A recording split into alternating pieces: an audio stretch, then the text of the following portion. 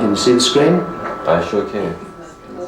It may not look like it, but Dr. Ray Woods is right in the middle of a hair transplant operation. His patient's wide awake, no drugs are needed, and he is without pain, watching the whole operation on his own television monitor. And his entire hair transplant procedure may only take a few days instead of several years, with nary a stitch in his scalp.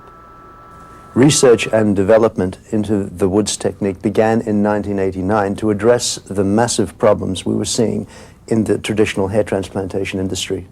Up to now, the primary method of hair transplantation has been to slice a strip of flesh from the back of the head to use as donor hair. This may cause severe scarring. Then small pieces of this strip of skin are placed in holes punched in the scalp with widely varying results. So Dr. Woods and his sister, Dr. Angela Campbell, developed a microsurgical technique where with tiny instruments they actually pluck one hair at a time from one part of the head and immediately insert the individual follicles in the balding area while the patient watches.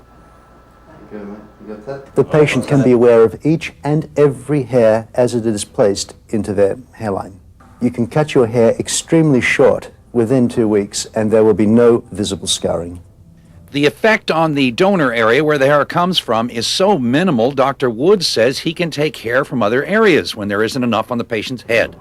This man had his chest hair transplanted with no visible scarring. And here, Dr. Campbell used the microsurgery to actually repair unsightly plugs from a previous surgery. After performing the procedure successfully on thousands of patients down under, Drs. Woods and Campbell have come to the States to hold a series of conferences to promote the use of their microsurgical technique in this country. Their goal is to replace this experience with this one.